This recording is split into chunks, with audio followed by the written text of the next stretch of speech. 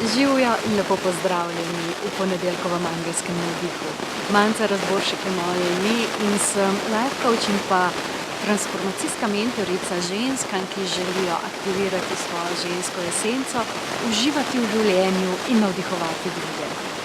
In danes bi rada z vami podelila eno misel oziroma opažanje o tem, zakaj oziroma kako težko ljudje sprejmemo določene spremembe.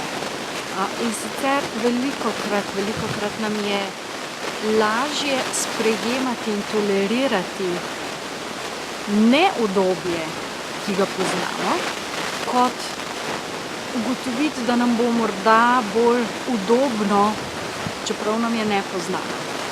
In velikokrat rečem, da ljudje, dokler smo do vratu v dreku, še nismo pripravljeni na spremembo. Zato, ker dokler ste do vratu v dreku, takrat se tega dreka že navadili, vonj vas ne moti več, ker ste že dolg noter, tako da v bistvu ga kar tolerirate, lepo toplo vam je noter v tem dreku, in v resnici ste še kar živi in še lahko dihate. In tudi, ko pride še do takole, sam pač mogoče ni tako, ne morete govoriti, ampak dihate šele ko drek pride tako, da ne morete več dihati, takrat se sproži tisti preživetveni impuls, da ste pripravljeni ven iz tega dreka. Zato velikokrat oziroma večinoma ljudje ne naredijo spremembe, dokler ni neko skoraj na življenje in smrt. Dokler ni dovolj hudo, še ni dovolj hudo. Je še kar v redu. In tisto, kar mogoče so se jaz v svojih letih dela na sebi naučila, je to, da ne čakam več na tisti trenutek, ko me mora nekaj res tako po glavi udariti, da se zamislim pa rečem, no, zdaj bi bil pa čas za spremembo. Ampak da sem se navadila v vsem tem času konstantno biti v tem toku spremembe.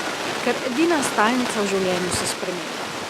In potem ugotoviš, da tisto, kar je najbolj problematično, je zaupanje. Zaupanje, da je v vesolju za vse poskrbljeno. Šele ko odkriješ, da si kreator svoje realnosti, da je v tebi noter tisto, kaj boš skreirala v prihodnosti in da danes postavljaš temelje za prihodnost, takrat potem lahko začneš iti s tem tokom spremembe. Tako da, kadar se odločate za spremembe, se vprašajte, koliko daleč mora priti, da boste res naredili spremembo.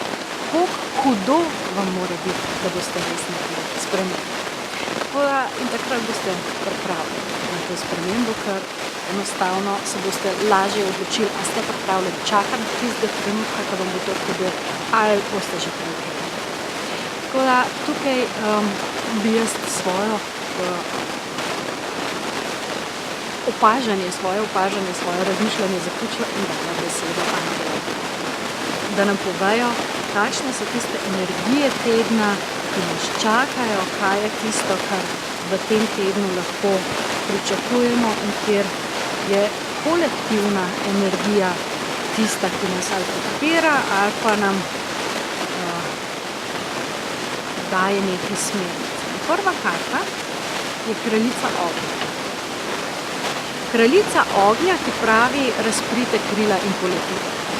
Zdaj, tisto, kar je največkrat, kot sem prej govorila o spremembah, je, da mislimo, da nismo dovolj pripravljeni, da mislimo, da moramo biti popolni, preden naredimo akcijo, da mislimo, da se mora ne vem kaj zgoditi, da bomo reagirali. Ni res, takrat, ko pride impuls, takrat je stvar pripravljena, če vi mislite, da niste.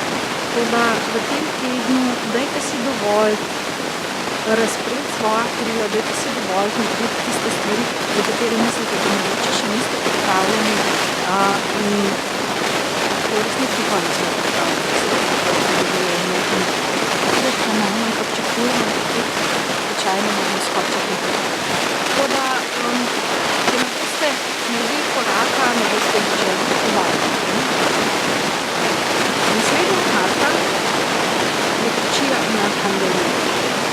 To je energija sprememb, se pravi premikov, tega, da res smo v tistem premikanju v nekaj novega. Sprememba pa lahko zelo konkretno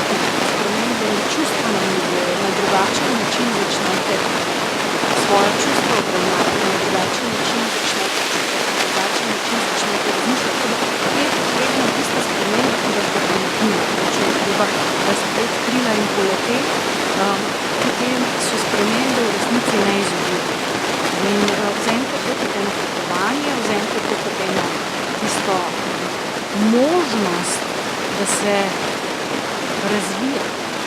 Zato, ker če obstajamo na mestu, se nimamo kaj razvijati. Nadangel Metatron vam to pomaga. In pa tretja karta je as vode.